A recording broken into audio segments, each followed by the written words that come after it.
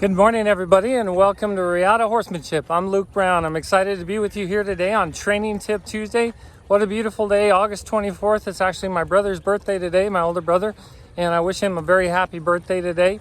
And today for Training Tip Tuesday, the horse that I'm riding is Raleigh. She's the 3-year-old half fjord, half Frisian horse that I've been working with I'm training from the ground up. She did have some groundwork and was saddled, and her owner even sat on her, so she really was very well humanized. And during this training process, I found that she's really easy to ride. There are times when she gets a little overreactive out on the trail, and especially if it's like things that she doesn't recognize, like a flashing mirror or a window that kind of reflects her own reflection, or reflects something else, like just the sun as we walk by. She's gotten afraid of that, or somebody cutting branches over a high fence that she can't see over.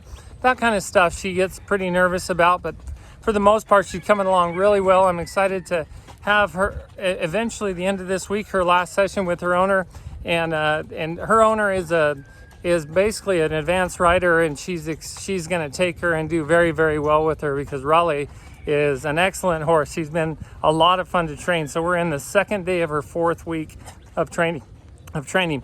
And today for Training Tip Tuesday, because I'm here in this arena, now this is a different arena because my arena is still recovering from all the rain, and we're gonna drag it, and we're gonna rip it and groom it, and then tomorrow, and then we'll be back in that arena most likely. But for now, I'm in this arena, and it made me think of de-magnetizing, and that's what I want to talk about today. De-magnetizing inside of an arena. You know, when you're in a round pen and you first start a horse, let's assume you start in a round pen, it's kind of challenging to see where a horse is magnetized towards. Well, it's actually not that hard, but it's hard to address the magnetized issue because you're in such a small enclosure, such a small space. So a horse might want to be away from one side or towards one side, but it's really hard to address that issue because you're in such a small space. In my case, a 50-foot round pen. Out here in this arena is probably 90 to 100 feet wide, and then close to 250 feet long.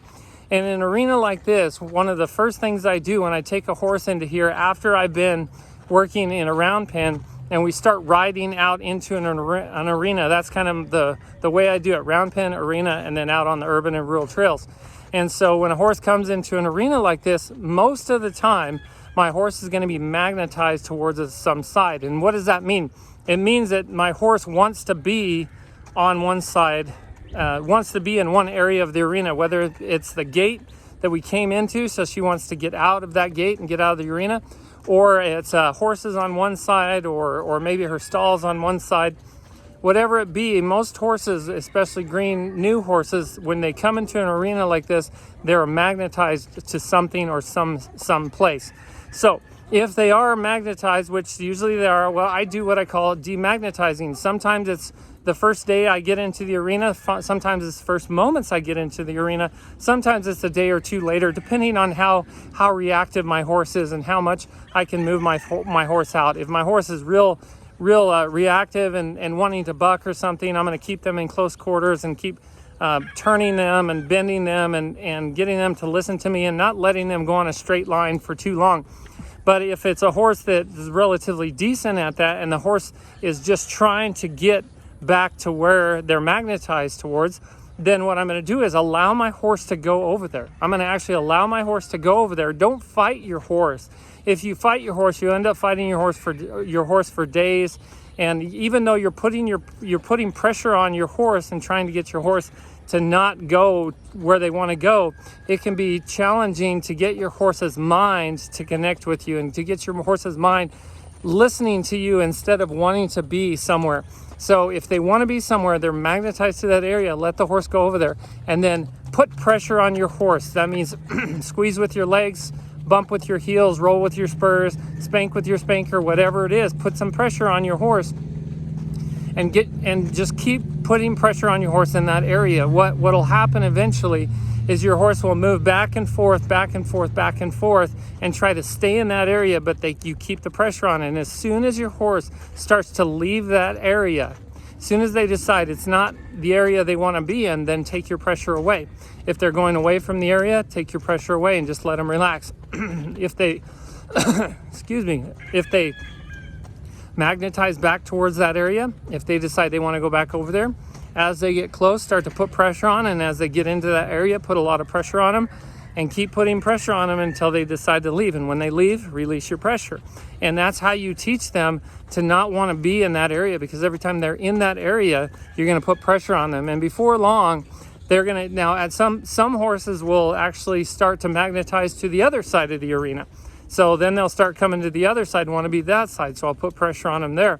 And what I'll do is I'll continue to do that until my horse stops trying to go somewhere and they start listening to me. Once they start listening to me and they stop trying to get somewhere, then I've got a hold of their mind, and now I can work their body how I want and not have such a fight. I hope that helped you guys today for Training Tip Tuesday. We're going to start doing training tips in the near future where we're actually getting them filmed from the ground, so I'm not going to be holding this as much. I might still do videos like this, but we're going to certainly be showing some training tips for Training Tip Tuesday on the ground as well, meaning filming from the ground and me not holding it, but somebody else holding the camera. Hope you guys have a wonderful day. I hope that tip helped. Until next time, be thankful, live with purpose, live with passion, and as always, stay safe in the saddle.